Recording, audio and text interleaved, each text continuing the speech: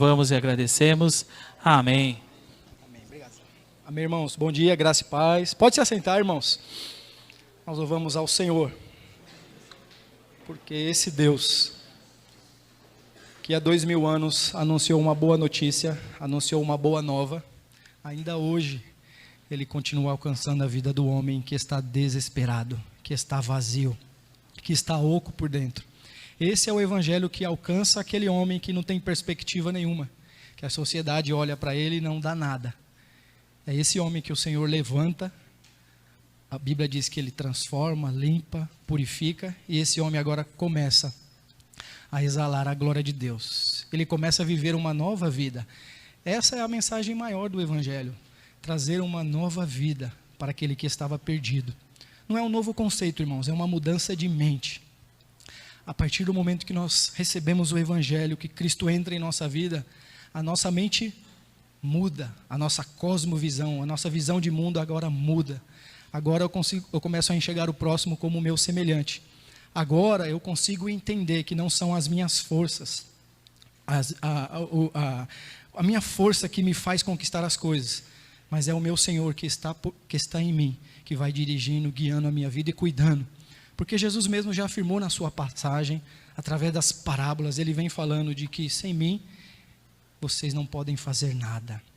Nós, irmãos, para avançar, para caminhar na nossa vida conjugal, sentimental, financeira, social, para nós caminharmos com alegria e em paz, precisamos estar enraizados em Cristo, porque é Ele que vai dirigindo a nossa vida, vai nos moldando, vai nos transformando. Seria muito bom, né, irmãos?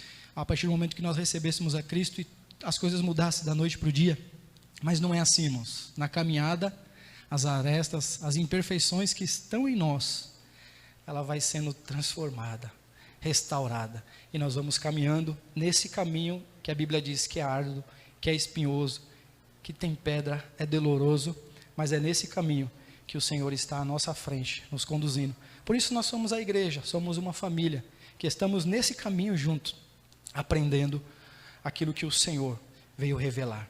O desejo do cristão, irmãos, como nós acabamos de cantar, é estar perto de Deus. Todo cristão que nasceu de novo, ele anseia para estar perto desse Salvador.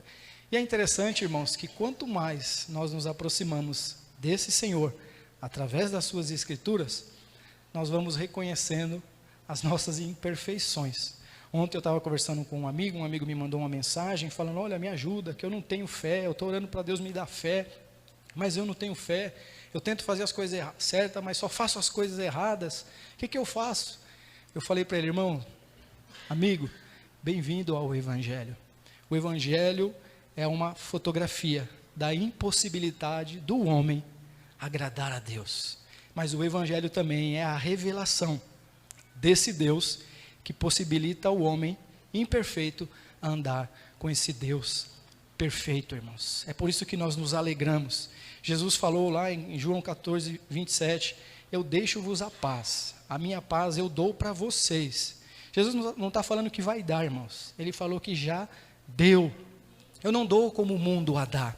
Porque o mundo, irmãos, nós acabamos de cantar aqui, que depende de circunstâncias. Depende de algo para acontecer para ele se sentir bem, ou ele precisa fazer para se sentir bem. Mas o Evangelho, o chamado é da graça. É algo que o Senhor nos dá, sem eu e você merecermos. E aí o Senhor, Ele vai ensinando através das parábolas. O que foi que Ele nos deu? O que Ele veio revelar?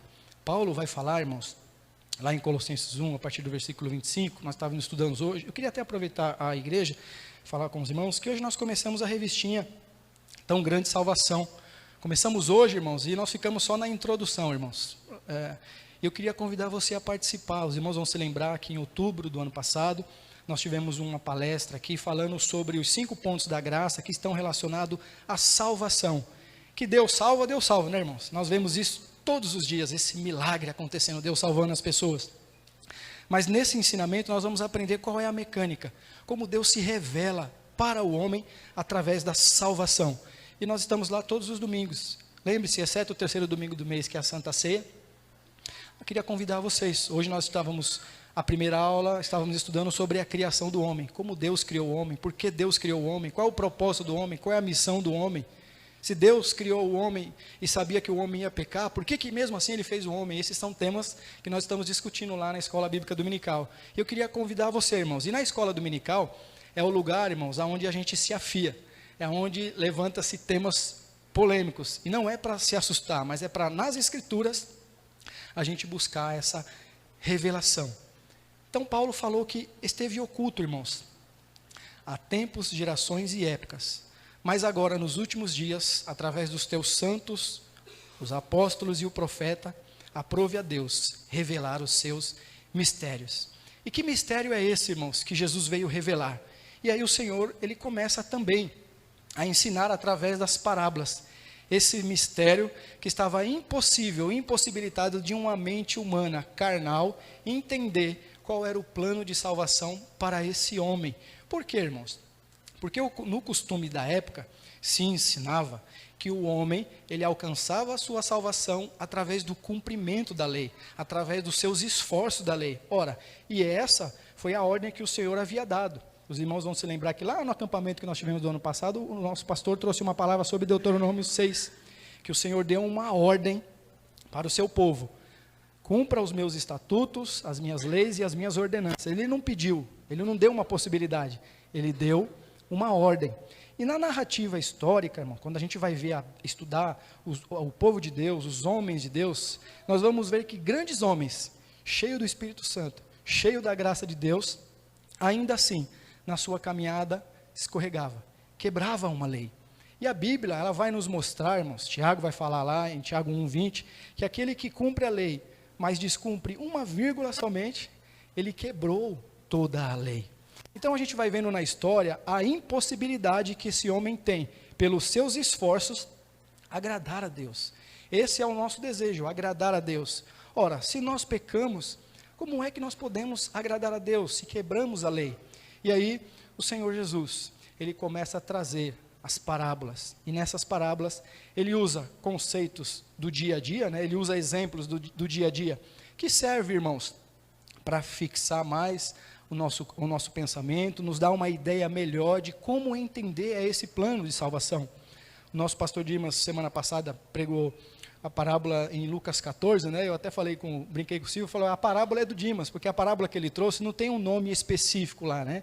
Fala que Jesus estava numa festa, estava numa casa, ia participar de um jantar, e lá ele começa a trazer alguns princípios, alguns ensinamentos, né? Por isso que eu falei a parábola do irmão Dimas, né? Aí eu brinquei com o Silvio, falei, é comida, então é do Dimas mesmo, faz parte. Nós louvamos a Deus. E estamos orando pelo o nosso irmão Dimas, que semana que vem estará viajando para Moçambique, né? E nós estamos com um compromisso, irmãos, de orar aos nossos irmãos, interceder ao Senhor, clamar ao Senhor pela vida dos nossos irmãos e também ter a nossa atitude de contribuir, de ajudar. Porque a obra não é do Dimas, né, irmãos? A obra não é nossa. Tudo que nós fazemos para a glória do Senhor, para a glória do nosso Deus. Porque nós cremos e entendemos, irmãos, que nós já somos salvos. E aí, irmãos, eu queria também convidar, eu tenho uma revistinha que a gente está usando, se os irmãos quiserem pode procurar eu ou a Silvia. Essa revistinha faz parte da revistinha que a gente estuda nos pequenos grupos, os estudos de terça-feira na Escola Bíblica Dominical, e fala especificamente sobre as parábolas de Jesus.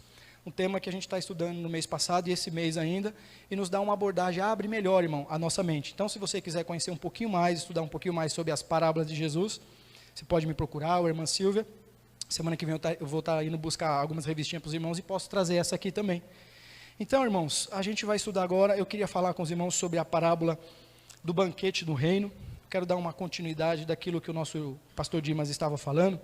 E o pastor Dimas falou, irmãos, de alguns grupos na época que se levantaram. Existiam alguns grupos que se formaram partidos religiosos e partidos políticos também, né? Dentro desses grupos que se surgiram na época, teve um que teve destaque, teve um que teve notoriedade, que foram os fariseus.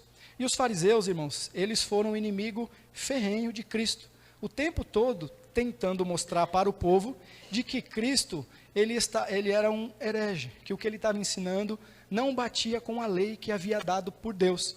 E aí Jesus, ele começa a usar essas parábolas justamente para contrapor, para mostrar os mistérios do reino de Deus, algo que ele estava trazendo que estava escondido no Antigo Testamento. O Evangelho, o Novo Testamento estava escondido no Antigo, e Cristo vem trazer essa revelação agora. Cristo vem mostrar que para o homem existe a impossibilidade, mas para Deus não há a impossibilidade. Cristo começa a revelar isso aí. E os fariseus, irmãos, eles eram um grupo religioso, uma seita, e hoje nós estudamos lá embaixo, nós trouxemos a definição de o que é uma seita, né? É um ensinamento que diverge dentro do ensinamento que é dado à igreja. Por exemplo, nós temos uma teologia que a gente professa aqui, né? A teologia da reforma. E existe um caminho dentro das escrituras que a gente vai ensinando. E aí surge um grupo aqui que fala, olha, aquilo que o pastor está ensinando, aquilo que o corpo do presbitério está ensinando, isso aí está errado, esse aqui é o caminho.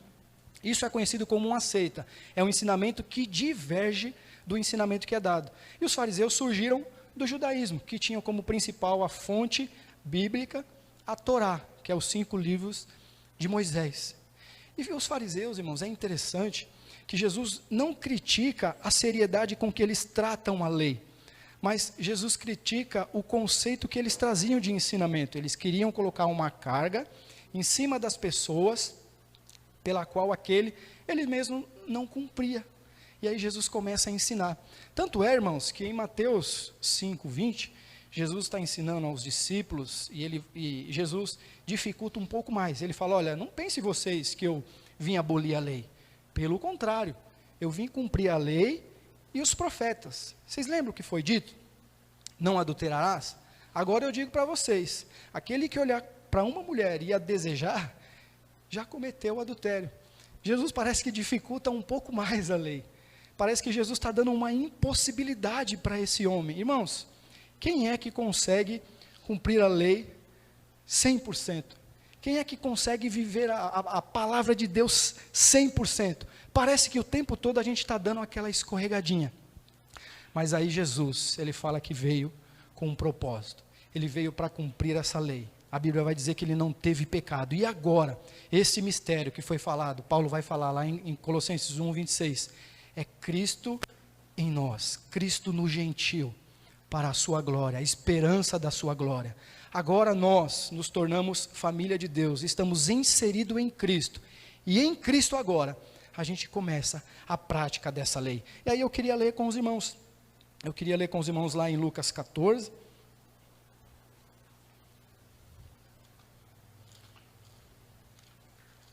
queria continuar essa parábola com os irmãos. Irmãos, os 3 primeiros evangélicos que a gente lê, Mateus, Marcos e Lucas, ele é conhecido como um evangelho sinóticos. O evangelho sinótico, ele é um escrito de história que tem basicamente a mesma semelhança. Então, Mateus, Marcos e Lucas, eles narram a mesma história, são semelhantes, não são iguais, mas com perspectivas diferentes. Mateus tem o seu entendimento, Lucas e Marcos têm o seu entendimento daquilo que Jesus está ensinando. Eles não se divergem, tá, irmãos? O ensinamento é o mesmo. Então, quando você estiver estudando a parábola, eu queria dar essa dica. Pegue a parábola de Lucas 14, lá em Mateus 13 fala a mesma parábola, Marcos 4 fala a mesma palavra, porque às vezes a gente lê Lucas e às vezes não entende, né? Puxa, o que o Senhor está querendo falar aqui nessa parábola, né? O que ele está querendo mostrar aqui? E às vezes a resposta está lá em Mateus, às vezes a resposta está lá em Lucas. Esse é um princípio básico, irmãos, da interpretação bíblica, né? A palavra interpreta a palavra, a Bíblia interpreta a palavra, não é um conceito que a gente traz da cabeça. A Bíblia, ela é autoexplicativa. Tem textos difíceis, mas esse é um caminho bacana que dá para a gente poder entender. E aí, a parábola começa a nos falar, irmãos, que Jesus, ele estava na casa desse fariseu. É interessante quando a gente pega a história, Jesus nunca se autoconvidava, então Jesus não entrou lá como anfitrião. Ao que tudo indica, ele foi convidado pelo fariseu. Lucas vai narrar que ele era um fariseu importante, irmãos. Em Mateus a gente vai ver essa resposta que ele foi convidado. E é interessante, irmãos, que Jesus foi convidado num sábado, e para ajudar ainda a Bíblia diz que tinha um doente lá, tinha um hidrópico. Você sabe o que é o hidrópico? Hoje é conhecido como aquela barriga d'água. É uma enfermidade que as cavidades que a gente tem no corpo, ela se incha, fica inchado. E naquela época, irmãos, a Bíblia diz que os fariseus Chamaram esse doente, estava lá, Jesus entrou para cear, para se alimentar, e os fariseus começaram a observar para ver o que é que Jesus ia fazer, se Jesus ia quebrar a lei ou não. E a lei, irmãos, ela não proibia curar os doentes, né? Mas existiam algumas normas pelos escribas que só poderia curar se essa enfermidade fosse de morte. E aí os fariseus estavam observando a Jesus, provavelmente pensando, é agora que eu pego ele, é agora que eu vou desmistificar, vou desmentir aquilo que ele está, eu vou mostrar que ele é um falso, que ele é um impostor, um falso mestre. Mas eles estavam diante do Rei dos Reis, irmãos.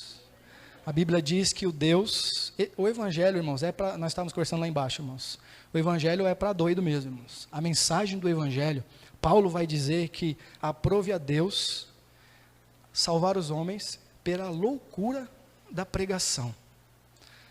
O Evangelho é o Deus eterno, Criador de todas as coisas, que está evidente aí, mas é o Deus que se humilha, é o Deus que se faz carne para alcançar o homem que está perdido. Por que Deus faz isso? Porque o homem é bom? Não, porque Ele amou, Ele ama o homem. Talvez essa é uma resposta que eu só vou ter lá no céu. Senhor, por quê?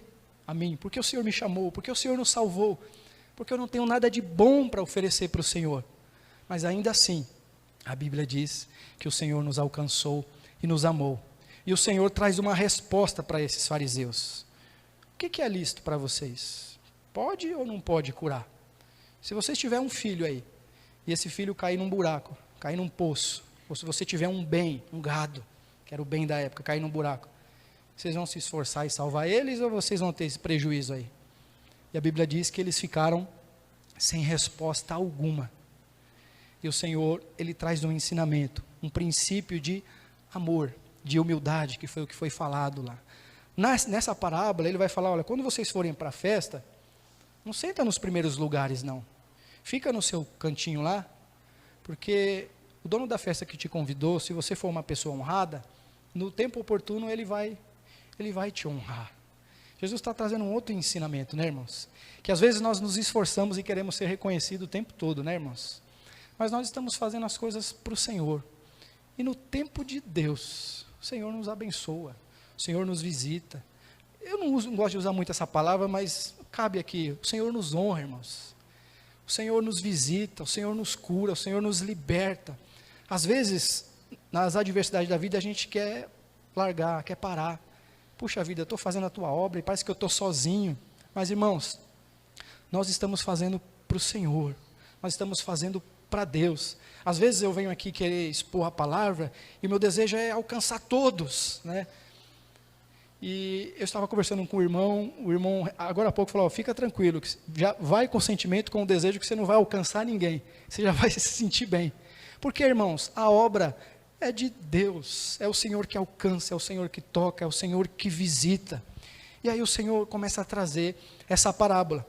E o Senhor começa a ensinar isso, e a partir do versículo 15, que é a parábola do grande banquete, ao ouvir isso, um dos que estavam à mesa com Jesus disse-lhe, feliz será aquele que comer no banquete do reino de Jesus.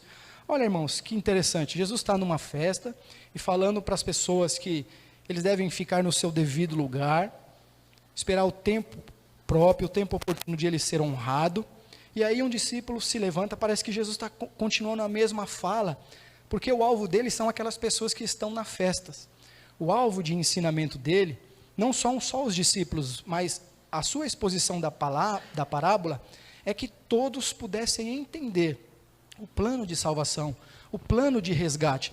É verdade, irmãos, que a gente vai ver nos evangelhos de Lucas, Marcos e Mateus, quando Jesus começa a contar a primeira parábola que nós ouvimos aqui com o nosso irmão Ailton, a parábola do semeador, os discípulos ficaram preocupados, temerosos, porque não entenderam nada, e falaram, Senhor, que parábola é esta?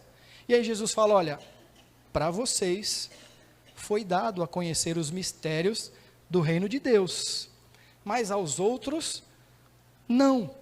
A gente vai ver também lá em Lucas 10, quando os 70, o Senhor comissionou 72 para ir fazer discípulos, e eles voltam felizes, porque pessoas eram curadas, libertas, os demônios eram expulsos, eles chegam todos eufóricos. E Jesus fala, olha, não fiquem felizes somente por isso. Fiquem felizes porque o nome de vocês está escrito no livro da vida. A partir do versículo 11, a Bíblia vai dizer que Jesus se alegrou no Espírito. Ele foi cheio do Espírito, se alegrou e falou: Pai, graças te dou, ó Pai, porque o Senhor ocultou as coisas dos grandes, sábios e entendidos, e revelaste aos teus pequeninos. Jesus ainda continua falando: olha, ninguém conhece ao Pai, senão o Filho, e ninguém conhece o Filho, senão o Pai, e ninguém conhece o Filho, senão aqueles a quem Ele quiser revelar. E aí Jesus vai mostrando, irmãos, que no Evangelho, através da parábola, ela é uma ação graciosa de Deus. É Deus quem chama, é Deus quem atrai, é Deus quem alcança, é Deus quem faz tudo, irmãos. E aí ele vai ensinar esse quarto ponto que a gente ensinou da reforma, irmãos, que é a sola gratia, somente a graça, o chamado gracioso de Deus. E aí o Senhor começa a contar essa parábola, e eu queria ler com os irmãos. Vamos lá, versículo 15. Ao ouvir isso, um dos que estavam à mesa com Jesus disse-lhes: Feliz será aquele que comer no banquete do reino de Deus. Jesus respondeu: Certo homem estava preparando um grande banquete e convidou muitas pessoas. Na hora de começar, enviou seu servo para dizer aos que haviam sido convidados: Venham, pois tudo está pronto. Mas eles começaram um por um a apresentar desculpas. O primeiro disse: Acabei de comprar uma propriedade e preciso ir vê-lo. Por favor, desculpe-me. Outro disse: Acabei de comprar 5 juntas de boi e estou indo experimentá-las. Por favor, desculpe-me. Ainda outro disse: Acabei de me casar, por isso não posso ir. O servo voltou e relatou isso ao seu senhor. Então o dono da casa irou-se e ordenou ao seu servo: Vá rapidamente para as ruas e becos da cidade e traga os pobres, os aleijados, os cegos e os mancos. Disse o servo: O que o Senhor ordenou foi feito, e ainda há lugar. Então o Senhor disse ao servo: Vá pelos caminhos e valados, e obrigue-os a entrar, para que a minha casa fique cheia. E eu lhe digo: nenhum daqueles que foram convidados provará do meu banquete. Então Jesus, irmãos, ele começa a trazer esse ensinamento da parábola, a parábola do reino, o banquete do reino. Tem um ensinamento que os irmãos reformadores, os irmãos vão se lembrar, a partir do século XVI, XVII, Martinho Lutero e os demais, eles trouxeram, irmãos, um ensinamento do reino e trouxeram uma palavra assim: já e ainda não. O que isso quer dizer? Quer dizer que Jesus já inaugurou o seu reino, já trouxe o seu reino, mas ainda não. Ainda está por vir para plenamente se completar. E a promessa é que nesse dia nós não teremos mais dor, não terá mais morte, não terá mais tristeza. Mas, como já é já, a igreja de Cristo ela já começou a desfrutar desse banquete do reino, desse convite, desse chamado especial para nossas vidas. O versículo 17 diz que tudo já está preparado, irmãos.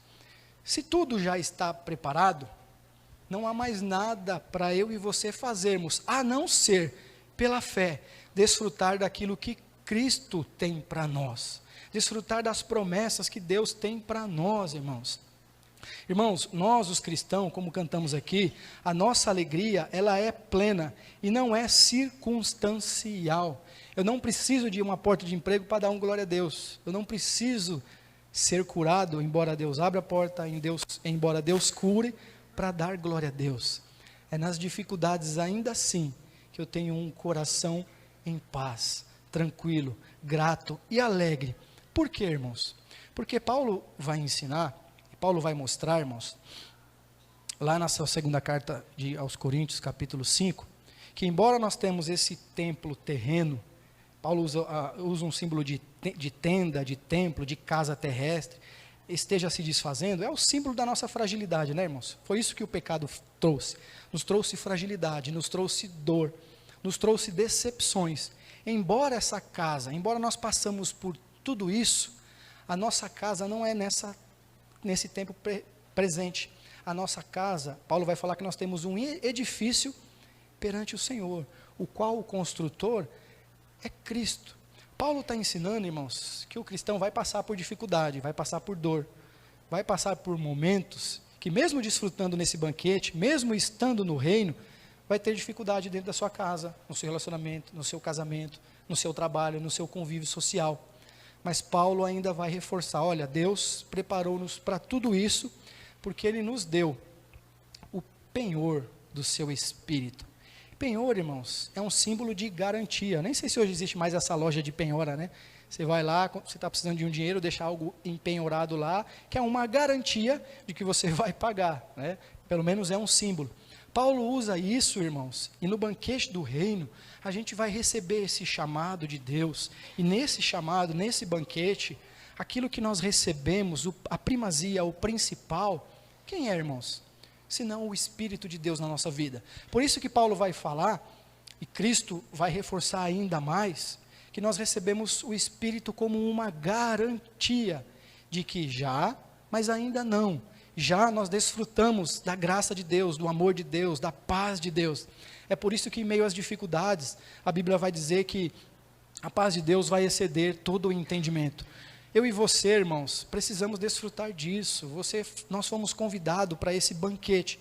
É verdade, irmãos, que esse primeiro convite que Jesus está falando aí, que Ele convidou, pediu para o servo dele chamar algumas pessoas, e o primeiro falou que, olha, eu comprei uma terra e agora não posso. Eu preciso olhar os meus gados, acabei de me casar. É verdade que essa parábola está falando diretamente com o povo ali de Israel, com os fariseus. Jesus está tratando isso com ele. Mas essa parábola também simboliza o coração do homem, irmãos. O coração do homem que inventa 1000 possibilidades para não receber aquilo que Deus tem para a vida dele, para não viver aquilo que Deus tem para a vida dele. É o tempo todo nós somos levados, irmãos, a escolher outras coisas, a não a vontade de Cristo, ao chamado de Cristo na nossa vida. Note que essas pessoas que compraram, que deram essa desculpa de que compraram um terreno, irmãos, e é interessante que quando a gente vai ver como era feito o convite no Oriente Médio, como que eram as festas, porque naquela época, irmãos, não existia calendário e não tinha nenhum relógio, né? Os convites que eram feitos daquela época, eles eram feitos em 2 etapas. O primeiro convite era um convite provisório e de confirmação. Então, era entregado esse primeiro convite, a pessoa falava, não, conta comigo que eu vou estar lá na sua festa. E o segundo convite era o convite da festa, e falava, olha, Felipe, aquele convite que você confirmou, chegou o tempo, vamos para essa festa. E é interessante que na festa, que Jesus está falando aqui, que tudo está preparado, esse rei, ele preparou todas as coisas, inclusive até as vestes eram dadas, irmãos. Recentemente eu estava conversando com a minha esposa, a ex-patroa dela casou, e a patroa dela casou lá em Cuiabá, e ela convidou os padrinhos, chamou os convidados, e ela pagou a passagem de avião, deu a roupa, deu tudo, irmãos. Como é bom isso, né? Às vezes a gente ser convidado e receber tudo isso aí, né, irmãos? Basicamente, a festa que foi convidada era isso, foi dado tudo, foi ofertado. Eles deram a palavra que iam, mas quando chegou no momento, o espírito do consumismo tomou conta, irmãos. Eu comprei um terreno e agora eu não posso ver. Irmãos, vamos pensar com nós. Quem é que compra um terreno sem primeiro ir visitar, irmãos? Era uma desculpa muito esfarrapada, né? Para rejeitar o convite, o chamado do mestre, né? A chamada da graça. O segundo tinha que ver os gados. De novo, o consumismo querendo tomar conta, né, irmãos? E nós estudamos um dos livros da escola dominical, Edificaria a Minha Igreja, e uma das lições, um dos inimigos da igreja que a gente estava estudando, ele é o consumismo. E se nós não tomarmos cuidado, irmãos, primeiro nós estamos visitando nossos gados do que fazer as coisas para Jesus. Primeiro nós estamos visitando o nosso terreno. Não é que você não possa fazer isso, né, irmãos? A questão é prioridades. O Senhor está ensinando aqui um chamado de prioridade. E esse coração, que simboliza o nosso coração, irmãos, que não quis essa oferta da graça, que rejeitou essa oferta da graça, e nós aprendemos aqui que na queda do homem, o homem se tornou inimigo de Deus, o tempo todo ele está em rebelião, em rebeldia com Deus, e cada dia mais eu estou convicto disso, viu, irmãos? Porque hoje Eu tenho certeza, eu tenho o Espírito de Deus na minha vida, eu tenho a graça de Deus na minha vida, mas é o tempo todo eu querendo massagear a minha carne. É o tempo todo eu querendo fazer as coisas que desagradam a Deus. Então isso é velado, é notório que nós estamos em rebelião. Foi por isso que Deus nos deu o seu Espírito. Através do Espírito nós nos sujeitamos e dizemos não ao pecado. E aí a gente vai para esse segundo convite. Esse rei, ele fica irado. A Bíblia diz que ele fica irado porque ele queria a sua casa cheia. O propósito da festa é ter a casa cheia. E aí ele fala para o seu servo, agora saia pelas ruas, pelos becos, pelos vales e traz. Não está dando uma opção, ele está falando, traz os pobres, os coxos e os aleijados. Olha, irmãos, só chamou gente de confiança para a festa, né? Só chamou gente boa para a festa, né, irmãos? Esse é o convite da graça de Jesus para a nossa vida. O que Jesus está ensinando é, vem, porque já está preparado. Esses homens eram os homens marginalizados, que a sociedade chutava de escanteio. Porque o Evangelho, irmãos, não é para pessoas que se exaltam, que acham que é detentor do conhecimento. A Bíblia vai dizer, Paulo vai falar lá na sua primeira carta de Coríntios, a partir do capítulo 1, de que Deus, Ele escolheu as coisas vis e desprezíveis desse mundo. Para quê, irmãos? Para confundir aqueles que acham que é alguma coisa. E ele complementa ainda, para que ninguém bata no peito e se sinta bom, mas para que a glória seja dada para Deus. Então Deus só faz o que faz em nós, não é porque eu sou melhorzinho que a sociedade, irmãos. Deus faz o que faz, porque Ele nos chamou para esse convite, Ele nos convenceu, e nós livremente aceitamos a Cristo e falamos, eu quero desfrutar desse banquete. Versículo 18, mas eles começaram um por um a apresentar desculpa. O primeiro disse, acabei de comprar uma propriedade, preciso ir vê-lo, por favor, desculpe-me. Outro disse, acabei de comprar 5 juntas de boi, estou indo experimentá-las, por favor, desculpe-me.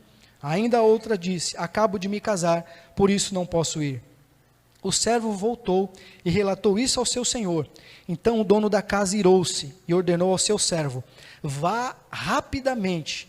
O chamado não era para o futuro, irmãos. O chamado era para agora. O servo falou, Senhor, feliz é aquele que lá no futuro comer do pão do seu reino. Mas o que Jesus estava ensinando era o já. O chamado é para já, não é para amanhã, irmãos. O convite de Cristo para nós é para já, não é para amanhã. Por quê? Porque amanhã pode ser tarde. O Senhor tem nos chamado a nos arrependermos do nosso pecado. O Senhor tem nos chamado para nós tirarmos essa máscara, para tirarmos esse conceito de acharmos que somos bons e nos humilharmos a Ele. Porque a festa é para já, a festa é para agora. Versículo 22, disse o servo, o que o Senhor ordenou foi feito, e ainda há lugar. Olha que interessante, irmãos, o que o Senhor ordenou, eu já fiz, mas ainda tem muito lugar. Aqui o Senhor está mostrando o chamado de Cristo para a salvação, que não tem limite, irmãos. A salvação de Cristo, o chamado de Cristo, o lugar é para bastante pessoas, para milhares de pessoas. A gente vai ver isso lá em Apocalipse.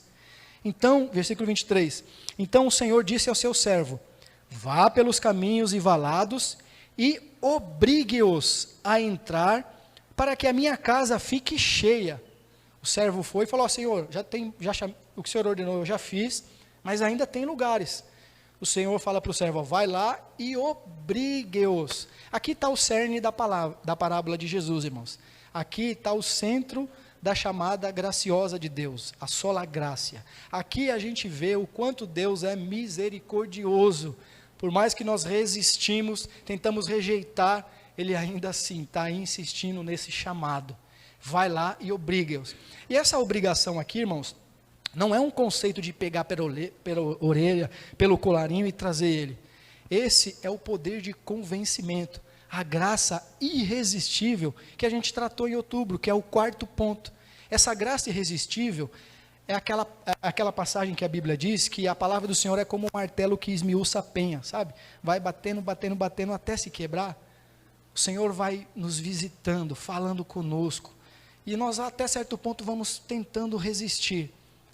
Até que a palavra entra e rasga o nosso coração. E livremente nós dizemos: meu Senhor, por que eu rejeitei isso há tanto tempo? Por que eu não vivi isso há tanto tempo? Essa é a chamada graciosa do reino. Esse é o banquete que Jesus já nos chamou para vivermos no reino. Jesus nos chamou, irmãos, e Ele disse que já está tudo preparado. É por isso que também nós falamos em algum dos pontos o conceito da expiação, a justificação de Jesus. Que Cristo, Ele morreu no meu e no seu lugar. Ele pagou o preço da dívida que nós tínhamos. Nós chamamos isso de justificação, que é um conceito da graça. Nós tínhamos uma dívida impagável e no tribunal de Deus nós fomos absolvidos. Agora, irmãos, eu e você temos liberdade de orarmos, temos liberdade de falarmos com Deus, não com base no nosso mérito, mas com base nesse convite gracioso que foi nos dado, foi nos chamado para desfrutarmos deste convite. Eu queria ler, irmãos, essa mesma parábola, nessa perspectiva diferente que eu falei com os irmãos, que está lá em Mateus. Eu queria ler com os irmãos que Mateus nos conta de uma maneira bem interessante, irmãos, a respeito dessa parábola.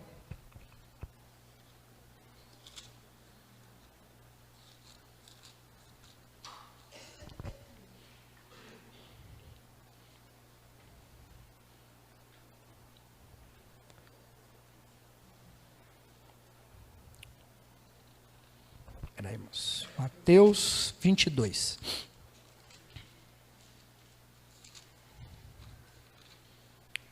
Mateus 22. Diz assim, a parábola do banquete de casamento. Jesus lhe falou novamente por parábolas, dizendo: o reino dos céus é como um rei que preparou um banquete de casamento para seu filho. Enviou seus servos aos que tinham sido convidados para o banquete, dizendo-lhes que viessem, mas eles não quiseram vir.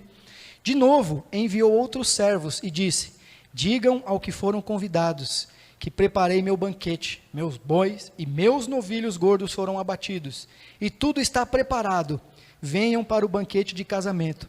Mas eles não lhe deram atenção e saíram, um para o seu campo, outro para os seus negócios. Os restantes, agarrando os servos, maltrataram-nos e os mataram. O rei ficou irado e, enviando o seu exército, destruiu aqueles assassinos e queimou a cidade deles. Então disse a seus servos: o banquete de casamento está pronto, mas os meus convidados não eram dignos. Vão às esquinas e convide para o banquete todos os que vocês encontrarem. Então os servos saíram para as ruas e reuniram todas as pessoas que puderam encontrar, gente boa e gente má. E a sala do banquete de casamento ficou cheia de convidados. Mas quando o rei entrou para ver os convidados, notou ali um homem que não estava usando veste nupcial. E lhe perguntou: amigo, você entrou aqui sem veste nupcial? O homem emudeceu ou entristeceu, né? Então o rei disse aos que serviam: amarram-lhes as mãos e os pés e lancem-no para fora das trevas. Ali haverá choro e ranger de dente. E nessa parábola, nessa perspectiva de Mateus, irmãos, o que me chamou a atenção foi que, quando chegou a festa, o rei veio para observar os convidados, irmãos. O rei veio para ver esses convidados. Na última exposição do pastor, o pastor falou que o Senhor nos vê. É uma palavra que os irmãos da Reforma falou, né, pastor? Eu esqueci o nome em latim que o pastor falou. Corandeu. Deus nos vê. Parece que está aqui nisso aqui, né? O rei vem para ver. E tinha um anfitrião lá, aquele arroz de festa que o pessoal chama, né? Estava na festa e o rei viu que essa pessoa estava sem vestes. Você lembra, irmãos, que na festa era costume dar até as vestes, preparar até a roupa? Parece que essa passagem está relacionada com Isaías 61, que Jesus fala, né? Que Isaías é o profeta que mais profetizou sobre Cristo e que ele trocou as nossas vestes, né? Veste de tristeza por vestes de alegria. Paulo usa esse bordão em Efésios 2 para a gente se despir do velho homem e se revestir desse novo homem. Esse novo homem, irmãos, é Cristo, Paulo está nos convidando a deixar as coisas da nossa natureza e se revestir desse novo homem que é Cristo. E como é que eu me revisto, irmãos? Se não me deleitando na palavra, nas escrituras de Cristo. E aí esse rei vê que essa pessoa está sem a veste nupcial. Me parece, irmãos, que essa pessoa que está sem a roupa nupcial, é um símbolo de toda aquela pessoa que se diz cristão, mas não leva a sério a sua caminhada com Deus, brinca com o pecado, vive de qualquer maneira. A Bíblia diz que no final, na festa, o rei vai vir para observar. E se nós não estivermos com as vestes nupciais, a mensagem é dura, irmãos. Amarra, prende e joga ele, porque lá vai haver choro e ranger de dentes. Olha a seriedade do evangelho, irmãos, daquilo que Jesus está chamando a sua igreja. Por isso, Paulo vai falar lá em Colossenses, 1 Tessalonicenses, irmãos. Vamos ler lá 1 Tessalonicenses 5, 6.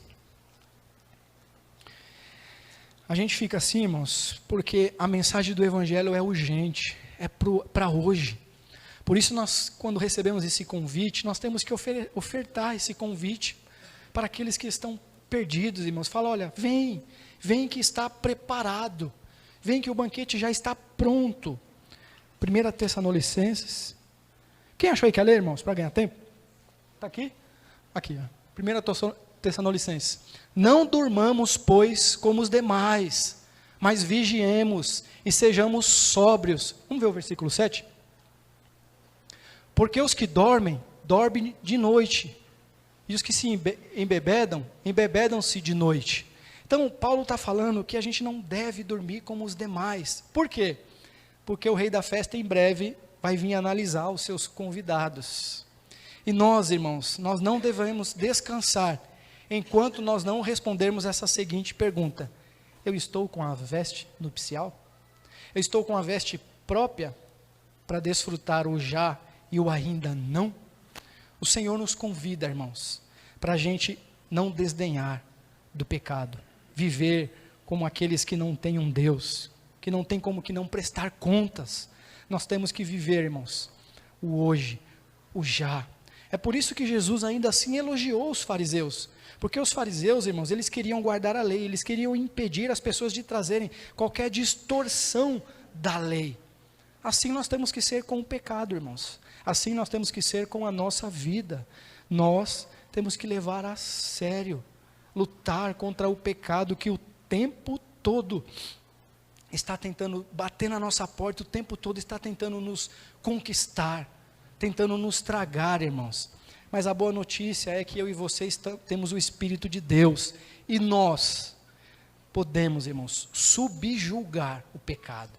Seria bom, irmãos, eu conversei isso aqui com os irmãos, só um exemplo, irmãos, eu tinha um problema com álcool, e o Senhor me libertou desse álcool. Seria bom, irmãos, se eu nunca mais sentisse vontade, mas a tentação ainda me faz ter vontade, me faz ainda ter desejo.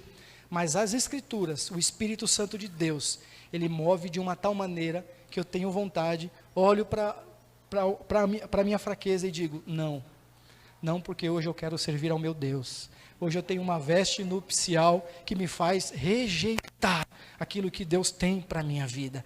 Essa é a luta do cristão, a luta diária, irmãos. Esse evangelho que é ensinado aí fora de vida fácil, não é bíblico, irmãos. Embora nós desfrutamos do reino de Deus já, embora nós somos justificados, regenerados, embora Cristo expiou o pecado, nós ainda passamos por dificuldades, nós ainda passamos por lutas, nós passamos ainda por problemas, irmãos. Mas esse problema, os apóstolos vão dizer que tem um propósito: maturar a nossa fé, fazer a nossa fé crescer, ser edificada, alcançar uma maturidade. Por isso, os processos da vida, nas dificuldades da vida, para o cristão, não é porque Deus o abandonou, porque Deus não olha para ele, mas Deus usa esses cursos naturais, o Senhor usa esses meios naturais, para que a gente possa ter mais fé, ser fortalecido, conhecer a esse Deus. Quando eu estava conversando com esse meu amigo ontem, que estava desesperado, dizendo que não tinha fé e que não conseguia seguir a Deus, servir a Deus. Eu falei: irmão, a resposta está tão simples aí. Como é que você não tem fé, mas está orando? Como é que você tem fé e está pedindo para Deus? Às vezes, na ânsia do desespero, das dificuldades da nossa vida, a gente não consegue parar, irmãos, e ver o quanto Deus está conosco, né? E aí, por isso que é bom a gente viver em comunidade. A gente estudou um livro de Dietrich Bonhoeffer, O Princípio da Comunhão, que é necessário a igreja estar em comunhão, porque nós somos falhos, frágeis. Eu vou decepcionar os irmãos, assim como os irmãos vão me decepcionar, mas nessa caminhada a gente vai se afiando. E esse irmão Dietrich Bonhoeffer, ele fala que estar em comunhão é uma dádiva de Deus. Estar nesse banquete é uma dádiva de Deus. Por quê? Porque às vezes eu estou aqui falando para os irmãos de Jesus, e parece que o Jesus que eu estou falando para vocês é um Jesus forte, que cura, que salva e liberta, como de fato é. Só que eu estou às vezes arrebentado por dentro, às vezes querendo parar, desanimar, desistir, entregar a obra. Mas você, que às vezes veio fraco, não consegue mais ouvir a mensagem. Para mim parece que a palavra está fraca, mas ao falar de Jesus para você, você é renovado, fortalecido, restaurado. Por isso eu e você precisamos, irmãos, estar em comunhão, porque um vai ajudando o outro. A Bíblia diz assim: olha, é bom andar em dois, porque se um cair, o outro levanta. Por isso, irmãos, não desanima, não para, porque o banquete está à nossa espera. Deus, o Senhor, Ele tem algo bom, incalculável. Paulo vai falar que as aflições de o tempo presente não dá para comparar aquilo que Deus nos preparou. Você está indo para a missão e às vezes está indo com dificuldade, mas você está enxergando algo que você vai receber no futuro. A glória de Deus, a graça de Deus, a presença de Deus, o desfrutar de Deus. Irmãos, é interessante que nas noites mais sombrias do coração do homem de Deus, foi onde surgiu as mais belas poesias, né? As mais belas palavras. Eu estava meditando nessa palavra. Tem um hino do Cântico da Harpa que a gente canta, acho que é o 126, né? Bem-aventurado o que confia no Senhor, como fez Abraão, né? Ele creu ainda que não via, mesmo assim, a sua fé não foi em vão. É feliz quem segue fielmente os caminhos santos do Senhor. Na tribulação é paciente, esperando no seu Salvador. E eu vou até compartilhar no grupo da comuna. A irmã Divone me mandou um vídeo, acho que é do pastor Hernandes Dias Lopes, e ele contou bem brevemente sobre esse irmão, que viveu no ano de 1828, chamava Horácio Spafford. Ele era contemporâneo de um irmão chamado Dwight Lima Moody, um grande homem de Deus. E essa historinha dele, eu não sabia que esse irmão, foi ele que fez o hino da harpa, a harpa número 398. Esse irmão Stanford, ele nasceu em 1928, nasceu na cidade dos Estados Unidos, depois ele se casou e foi para Chicago. Ele tinha uma mulher que chamava Anastasia Spanford, e aí ele teve 5 filhos. O primeiro filho, irmãos, morreu com 4 anos, ficaram muito tristes. Quem já perdeu um filho sabe a dor que é. E aí ele marcou para fazer uma viagem para a Europa, numa cruzada evangelística que estava tendo, que o irmão Dwight Lima Moody estava fazendo. Então ele ia pegar o barco para embarcar, para ir para a Europa, ele, a sua esposa e as suas 4 filhas. E aí houve um contratempo, porque ele tinha muitos negócios lá em Chicago. Ele trabalhava com casas, com imobiliária, então ele era muito bem de vida. E os irmãos não sei se os irmãos podem puxar isso, em Chicago houve um grande incêndio. Mais de 200 pessoas morreram e parece que 90 mil pessoas perderam as suas casas. E ele perdeu um grande negócio que ele tinha. E aí ele marcou essa viagem, de repente, para dar uma suspirada, dar uma respirada, né, irmãos? Embarcou, como teve esse contratempo, a esposa dele foi viajar, e as suas 4 filhas E aí, irmãos, na viagem, o navio naufragou. E aí ele recebeu um bilhete, esse bilhete está até na internet, eu vou compartilhar com os irmãos, tá? Para os irmãos terem a fonte. E ele recebeu o bilhete da sua mulher assim, viva, porém só. As 4 filhas dele morreu, irmãos. Você imagina. E aí ele foi até onde estava sua esposa, pegou o barco, foi até onde eles estavam. Num determinado lugar ele perguntou para um dos comandantes do navio, aonde que foi o lugar do acidente. E aí ele mostrou para ele, ele entrou no seu quarto, e aí ele escreveu, irmãos, o hino da harpa 398. Eu acho que muita gente deve conhecer. A gente fica com um sentimento assim, irmãos, porque a gente vê como Deus sustenta o seu povo, como Deus sustenta a sua igreja, mesmo nas noites escuras, nos quartos escuros que nós passamos. E aí ele escreveu o hino da harpa 398, que diz assim, ó: se a paz mais doce me deres gozar, se a dor mais forte sofrer, ó seja o que for, tu me fazes saber que feliz com Jesus sempre sou. Não sei se os irmãos conhecem esse hino. Sou feliz com Jesus, sou feliz com Jesus, meu Senhor. Irmãos, nos momentos de dificuldades, de desespero na nossa vida, você tem um Senhor, eu e você temos um Senhor, que nós podemos confiar, irmãos, porque Ele nos trouxe para esse banquete. E se o Senhor nos trouxe esse banquete, irmãos, Paulo vai falar lá em Romanos 8, que se Ele não poupou nem o próprio Filho dEle, como Ele não nos dará com Ele todas as coisas? Por isso ore, irmãos. Se você está desempregado, vamos orar. Se você está com problema no seu casamento, vamos orar. Se você está enfermo, vamos orar. Irmãos, nós temos que orar, nós temos que confiar em Deus. O pastor Silvio falou aqui de 3 milagres, né? O milagre de Deus curar, que Deus cura, o milagre de Deus usar os médicos, e o milagre de Deus levar, né, irmãos? E o milagre de Deus salvar. Irmãos, não importa a circunstância, a situação, nós confiamos nesse Deus, porque nós sabemos que as aflições desse tempo presente, o seu sofrimento não é em vão, o seu sofrimento não é à toa, o seu sofrimento te aponta para algo que Deus já te deu e ainda vai te dar. Então vamos desfrutar, irmãos. O convite é: venha, já está preparado. Olha para dentro de você, veja se você está com essa veste, a veste que não foi você que conquistou, foi a veste que Cristo te deu. Se de fato se Cristo te deu essa veste, eu e você não podemos viver na prática do pecado. Eu e você não podemos ser dominados pelo pecado, porque isso é um sinal claro que ainda estamos despidos. Pois o Senhor te convida, Ele quer te dar essa veste. Vamos clamar ao Senhor para que Ele nos dê essa veste, irmãos. Veste de justiça.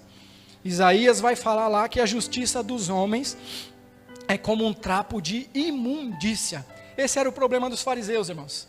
Achavam que podiam conquistar a Deus com as suas obras da carne, com seus esforços. Mas Jesus falou: não, vocês não vão conseguir, porque a lei não veio para salvar ninguém. A lei só veio como um retrato para dizer: olha o quanto você é mau, olha o quanto você é pecador perante Deus. É interessante, irmãos, Agostinho de Hipona, que viveu no século IV, ele conta uma história de que existia um homem que aos olhos da sociedade era um homem bom, bacana, como um jovem rico, sabe, irmãos? De repente o genro que toda sogra queria, ou que todo sogro queria, cumpridor da lei, bem financeiramente, chega para Jesus, tentando se justificar perante a lei. Mestre, o que eu faço para alcançar a vida eterna? E é engraçado, irmãos, que Jesus não falou com parábola com ele. Jesus usou a própria lei para na lei mostrar para ele que ele não conseguia cumprir, né? Porque naquela época, irmãos, para os judeus, aquisição financeira, poder financeiro, era um status de prosperidade de Deus, de vida com Deus, de relacionamento com Deus. Parece que nada diferente do que é ensinado hoje, né, irmãos? Se você serve a Deus, você tem que estar bem financeiramente. Você tem que ter uma casa, um carro. E aí Jesus mostra para esse jovem a impossibilidade de cumprir a lei. A impossibilidade de ele se credenciar perante Deus. É por isso que os discípulos olham um para o outro e falam, então, acabou para nós. Porque se o rico não pode ser salvo, e o problema não é porque ele era rico, porque o sinal de prosperidade de vida com Deus era financeiramente. Por isso que os discípulos ficaram preocupados. Mas o que foi que Jesus falou, irmãos? Fica tranquilo, porque aquilo que é impossível para o homem, porque como o homem não consegue se salvar, para Deus é possível. Para Cristo é possível.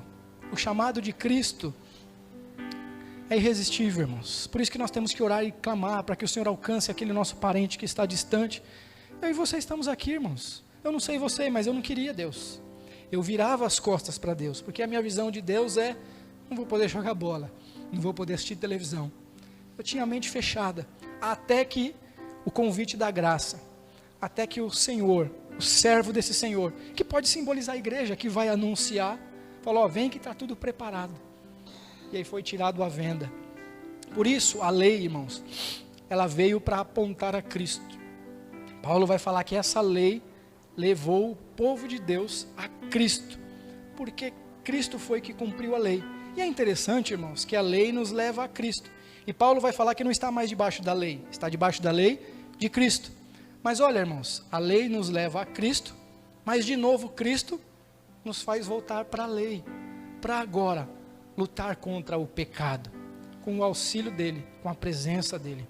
Por isso, irmãos, vamos desfrutar desse banquete. O convite é hoje. Vamos fazer uma autoanálise, como está a sua vida. Se o dono da festa chegasse hoje, irmãos, viesse hoje, qual seria a minha veste? Qual seria a sua veste? As parábolas de Jesus era justamente isso, fazer pensar, fazer os homens meditar naquilo que eles achavam que era bom.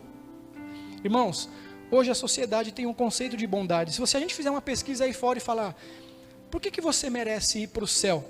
Qual vai ser a resposta, irmãos? Porque eu sou bom. A pessoa se acha tão bom para ir para o céu e tão boa para Deus não mandar ele para o inferno, irmãos. Eu lembrei, eu estava contando e nem contei para vocês, né? Agostinho conta essa história desse homem, que era um homem bom perante a sociedade, e ele tinha uma ambição, tinha um desejo de ficar rico, irmãos. Talvez isso o desejo de toda a sociedade, né? Correr atrás da riqueza, né? E esse homem começou a trabalhar, e esse homem não se envolvia com bebida, com droga, não traía a esposa, vivia uma vida parece que bem regrada para a sociedade. Agostinho fala isso. Mas Agostinho fala que do ponto de vista de Deus, a lei moral de Deus, ele estava cometendo um pecado. O pecado da idolatria. Trocando o desejo da conquista pelo seu Senhor. Você consegue notar, irmãos, que por mais que nós sejamos bons aos olhos da sociedade, perante Deus, nós estamos o tempo todo tentando arrumar uma desculpa ou tentando colocar alguma coisa no lugar dele. Mas nós louvamos a Deus, irmãos, que nesse caminho Jesus está nos ensinando a renunciar a tudo isso. E eu queria orar com os irmãos, eu queria orar com a igreja. Irmãos, não sossegue, não fique em paz, enquanto você não tiver a certeza de que você recebeu a veste nupcial, a veste de Cristo, a roupa de Cristo. Jesus vai falar que Ele vai nos dar uma veste, é um símbolo de santidade, de pureza. Nós somos santos, irmãos, não é porque eu não me misturo com ninguém, nós somos santos porque o Senhor, nesse caminho, nós estamos desenvolvendo esse processo de santidade, rejeitando o pecado que vem o tempo todo para a nossa vida, né? Vamos orar a Deus, vamos falar com o Senhor. Eu queria convidar a igreja a ficar de pé, e que a gente possa pensar nessa semana, nessa parábola, nesse convite que é de graça, viu, irmãos? Para de se esforçar, irmãos, você não vai conseguir com as suas forças vencer o pecado, você não vai conseguir com as suas forças entrar no reino dos céus. É o convite gracioso de Deus, que já te deu, irmão. Se Cristo já te deu, o pecado não pode nos dominar mais. Vamos orar em nome de Jesus. Senhor, nós te agradecemos, Senhor, por esta manhã, por este mês, por esta semana que temos ouvido as parábolas, Senhor, que serviu para revelar-nos os mistérios que estavam ocultos a Deus. E a cada dia nós temos entendido porque o Senhor nos deu o teu Espírito, Senhor. E o teu convite é gracioso, o teu chamado é para vir, Senhor. E nós queremos, Pai querido, participar deste banquete que já está à mesa. Queremos desfrutar da alegria que o Senhor disse que teríamos em meio à tristeza. Queremos desfrutar da paz que o Senhor disse que teríamos em meio à guerra, Senhor. Senhor, nos ajuda, Senhor, a olhar para Ti, Senhor. Senhor, o pecado que todos os dias bate à nossa porta e por vezes queremos ceder, Senhor. Senhor, nos ajuda a renunciar. Livra-nos das tentações, Senhor, que o tempo todo vem à nossa porta. Senhor, o nosso inimigo que é derrotado, mas que está agindo, tentando nos barrar, nos impedir. Livra-nos, ó Deus, livra-nos da seta do diabo, livra-nos do inimigo, Senhor. Senhor, aquele que está dormente, que está dormindo, Senhor, que não consegue enxergar a culpa, o peso do pecado. Senhor, gera arrependimento, gera mudança, alcança, Senhor. Senhor, nós oramos pelos nossos familiares, os nossos amigos, aqueles que estão num estado de ignorância e que não conseguem entender o teu chamado, e por vezes nós temos falado, Senhor, se o Senhor não ressuscitar ao que está morto, ele não vai conseguir olhar para Ti, Senhor. Senhor, alcança os nossos familiares. Espírito Santo, nós ouvimos a Tua palavra, que por mais que nós temos o Senhor, adoecemos, ficamos desempregados, mas eu quero Te pedir nesta manhã, Espírito Santo, aquele que está doente, que está desenganado, o Senhor é um Deus de milagre. A Tua palavra diz que o Senhor não é como um Deus pagão, que tem olhos e não vê, ouvido e não ouve, pernas e não anda, mas Tu és um Deus que se manifesta no meio do Teu povo, com sinais, com milagres. Senhor, ajuda-nos a viver e a experimentar esses milagres, para que possamos testificar da Tua fidelidade a cada dia, Senhor. Mas ajuda acima de tudo, Senhor, nos alegrar com a salvação que o Senhor já nos deu. Senhor, nós não estamos presos às conquistas humanas, que são boas, Pai, é necessária, mas nós não estamos, ó Pai querido, voltado para isso. Nós queremos buscar as coisas do céu. Senhor, a Tua palavra diz que aqueles que são da carne se inclinam para as coisas da carne. Senhor, eu consigo entender se eu sou da carne, Pai, é quando no meu dia a dia eu vejo o que eu estou alimentando a minha mente, os meus ouvidos, os meus olhos. Mas a Tua palavra diz que o que é do Espírito se inclina para as coisas do Espírito.